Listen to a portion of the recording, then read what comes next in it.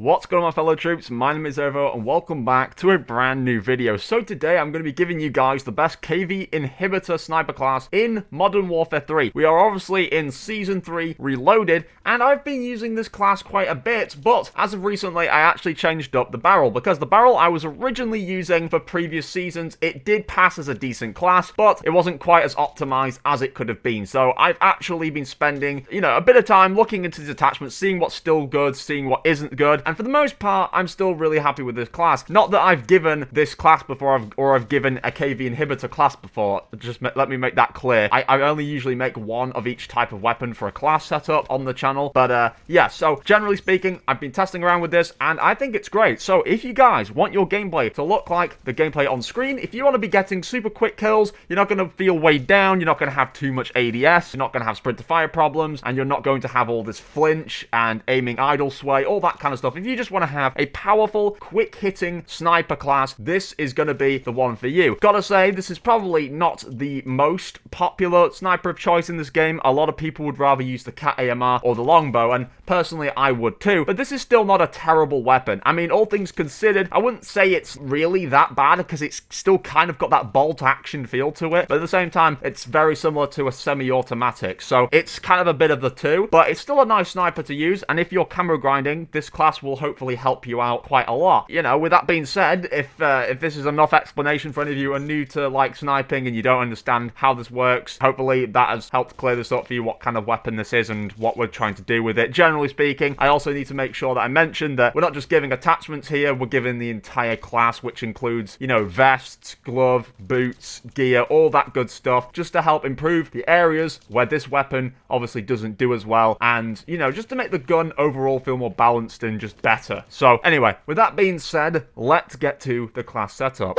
Okay, so here we are on the class setup area. Obviously, KV inhibitor is the primary. I've got the gladiator as the secondary. Also, I've left the vest as infantry for this one, in case you are wondering, because yes, we do change up the vest for some class setups depending on the style of weapon. But in this case, we want this because it's going to allow us to increase our tac sprint duration and the refresh time for tac sprinting, which is very important for sniping, because if we're going to run and gun, quick scoping, we're going to want to be able to move around a lot, and I don't want to have to make tac sprint and all that kind of stuff a priority regarding boots, because if I do, it then requires me taking off the current boots that I'm using, which are actually very important for this weapon. So I actually think if we can do anything regarding movement, the vest is going to be the place to do it, and we don't really need the benefits of other vests. That's why we're running infantry vest. But as you can see right here, I'm just using stim, throwing knife. Personally, I think throwing knives are quite a nice combo for quick scoping, because if you are in the midst of fighting a player and let's say you miss your shots, it's just easier to throw a throwing knife at their face if they're pretty close up to you. So that's why I've got that. But then field upgrade, I'm running trophy system, and for gloves, we are running marksman gloves. This is going to reduce the sway and the flinch while ADS. Now, I don't really think there is a lot of sway with this weapon in general, because it's not actually as heavy duty as the Cat AMR, let's say, and it doesn't really have that much sway in general. I don't think this gun actually has a ton of aim idle sway because of just the fact that it's more of a semi-auto than a bolt action. But then again, it's kind of a mix of bolt and semi-auto, like I say. So I don't know. It's very strange with this sniper, but we've got this mainly for the fact that we're going to reduce the flinch and all that good stuff when we're actually sniping people, because that can be quite a problem. And yeah, it's just a nice thing to run with snipers. I think it generally just works the best over these other gloves. And then, of course, I've got the boots. The boots I'm running here, which I had to stress the importance of, is the tactical pads. This is going to increase our slide velocity, so just the distance of slide, basically, or how far we can slide, and allows for aiming down sight while sliding. So basically allowing us to ADS, do our quick scope kills like normal, regardless of how we are moving, because it's not nice to be quick scoping and you're kind of hindered by the fact that you've just decided to start sliding. It ruins the fact that you can't do it. So this is going to allow us to do it smoothly, and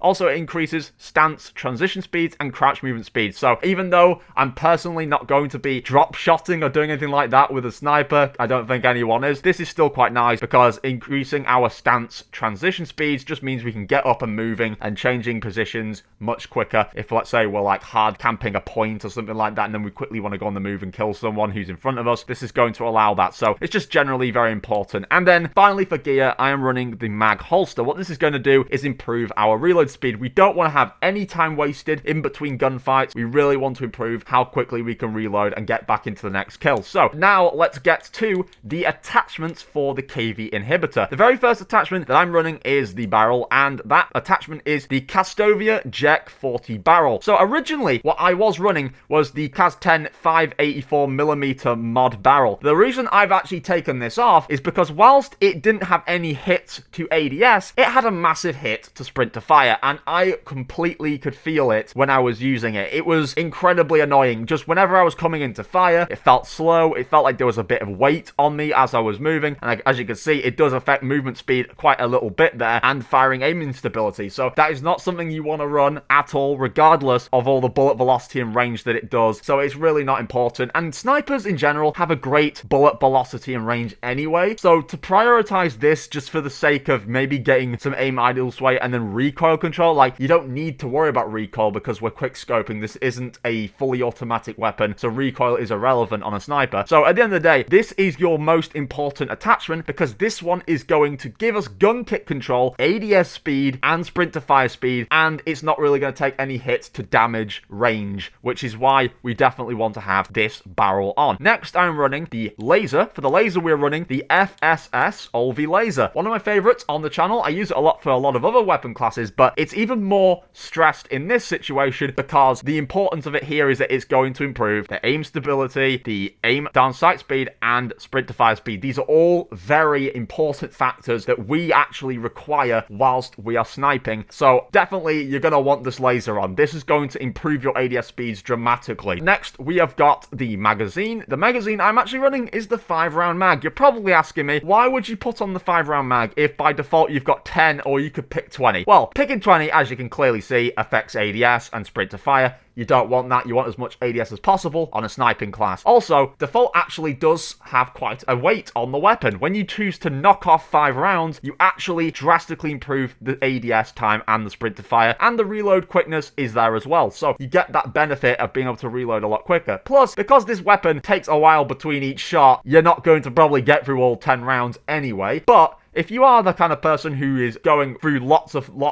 rounds, getting loads of kills, and you don't want to have to keep reloading, then perhaps you can always run the default and switch something else out. But I personally think this is the most important because either way, you've got 35 rounds overall. You've got 5 in rounds, 13 reserved. That's more than enough ammo per life to go for kills, so that's why I'm running that one. Next, we are running the stock. For the stock, I'm running the Ivanov Wood stock. So this one right here does an awesome job as well of controlling ADS speed and your firing aim stability, and it gives you some extra bonuses to your movement and sprinting speed, which is awesome. And then finally, for the grip, the rear grip actually, yes, we are running the FSS Stormender Assault Grip. This is going to also improve any ADS speed on the weapon, and it's going to give us that further aim walking speed. Anyway guys, that is the class that we have been running for today. Hopefully you guys do enjoy. Hopefully you have a lot of fun using this. I personally really enjoyed using this sniper when I was grinding it. I didn't really have a problem with any of the snipers, to be honest with you, in this game. A lot of them just feel fun to use, which is a change from some of the previous years we've had for Call of Duty. So, you know, all around, it's a lot of fun. I think you guys will like it. But if you do, be sure to drop a like. It would go a great way in helping me out and letting YouTube know that more people like this, so they'll push it to more people. Kind of self-explanatory, but if you didn't know, now you do. Interactions help with the video. As well as drop me a comment, let me know what you think of the class, and be sure to check out all the links down below in the description if you're interested. But with that being said, thank you everybody for watching, and I'll catch you all in the next one.